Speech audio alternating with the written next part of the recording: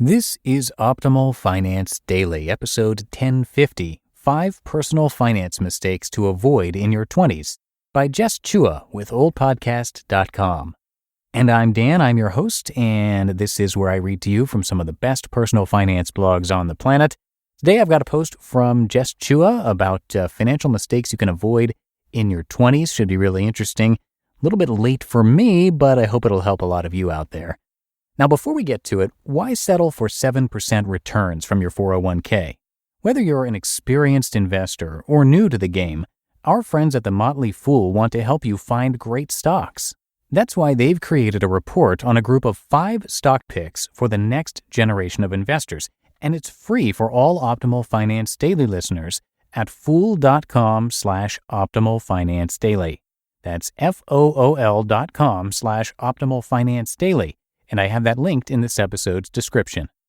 For now, let's get right to it as we start optimizing your life. 5 Personal Finance Mistakes to Avoid in Your 20s, by Jess Chua with oldpodcast.com. On personal finance mistakes to avoid. As a slightly older millennial, there are certain things I wish I had done differently in my 20s. While you can technically afford to make some mistakes in your early adult years, it's always wiser to learn from others' mistakes. It's unlikely that anyone has made absolutely zero mistakes when it comes to their personal finances. If you're able to learn from your experiences and commit yourself to clearly defined goals, you'll be able to improve your finances and get a head start the earlier you dedicate yourself to it. If you happen to be below the age of 25, listen up, because even though it may not feel like it just yet, the big 3-0 is right around the corner. You don't want to spend your 30s regretting what you could have done better years before.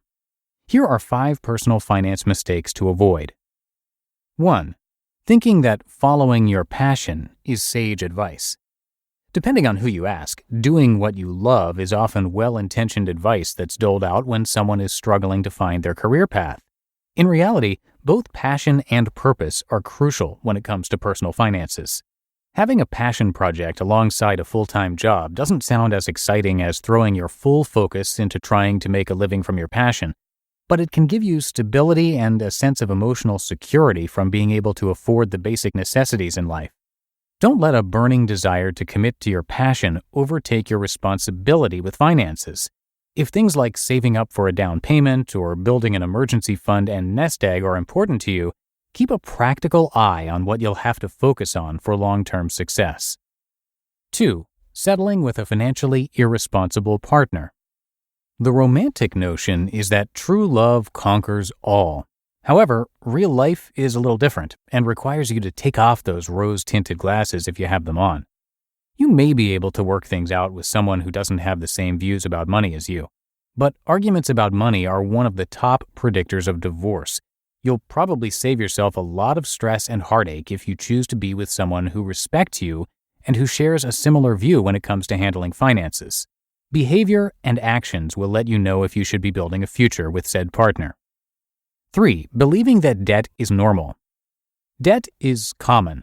When I was 25, I remember that someone told me that it was okay to get into $40,000 of debt from student loans because that was the average number. I wanted to retort that just because it was common didn't mean it was right, but decided to conserve my energy for another day. Believing that debt is normal is insidious as it seeps into what you think about money matters on the whole. It supports an attitude that's more focused on instant gratification than long-term planning. Want to upgrade your TV? Sure, the monthly payments are so small and you can afford it. Want to eat out? Sure, even though you could be spending much less if you incorporate some healthy cooking into your week's meal planning. This belief about debt also gets in the way of you paying yourself first, whether it's to a retirement, personal savings, or investment account. You get stuck believing you'll never be able to build wealth and that it's only something that happens to rich or lucky people. 4. Spending more time on social media over money matters. It's been a couple of years since this article was first published on Go banking rates, but it continues to stay fresh in my memory. A survey found that the majority of Americans prioritize social media over their finances. Whoa! Picture yourself scrolling and liking and what this adds up to over the span of a decade. Is this really what you want to be doing with your phone? Technology itself is not destructive or a time waster. It's how you use it. Being intentional with how you spend your time will go a long way with how you manage your time. When you reduce or limit your social media usage, you'll find that you have more spaces of time to catch up on whatever you like, and be sure to allocate some of that time to personal finance topics. 5. Feeling like any job is better than nothing. When you're unemployed, getting a minimum wage job is something you could feel grateful for. It's not something to scoff at, because there are many people who are indeed hard-working even though they might not be earning a lot. The trouble with feeling complacent is that it can lead to a false sense of security. The truth is that 3 to 5 years don't take a long time to go by at all. Every single day counts if you're trying to better yourself, whether it's through getting a better job, negotiating for a raise, or learning how to start side hustling. Time is very precious. I can't tell you the number of times I've heard people tell me how bored they are. There are so many things to learn at any point in life. Pick up a book. Watch something educational or entertaining on YouTube and see what you can learn from it. An interest in learning is a positive habit to build that can have a huge effect on your levels of motivation and forward momentum. The foundation in your 20s.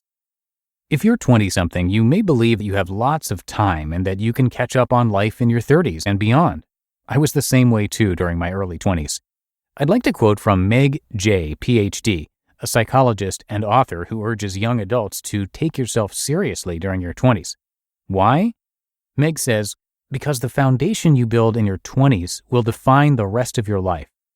The next time you think you can get away with making big money or personal finance mistakes in your 20s, remember Meg's advice and the 5 tips in this article. You just listened to the post titled 5 Personal Finance Mistakes to Avoid in Your 20s by Jess Chua with oldpodcast.com. Now, are you a Henry? It stands for High Earner, Not Rich Yet, which means that despite earning a 6-figure income, you're struggling to amass any meaningful nest egg. Our friends at The Motley Fool can help. Since 1993, they've been providing investment advice and helping members build the financial future they envision.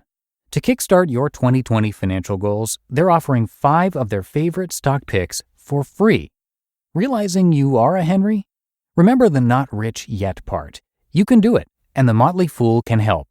Visit fool.com/optimalfinancedaily. That's FOOL.com/optimalfinancedaily, and I have that linked in this episode's description. And that's it for today. I thank you so much for listening each and every day, being here with me 7 days a week. Hope you have a great start to your weekend, and I'll see you back here tomorrow, where your optimal life awaits.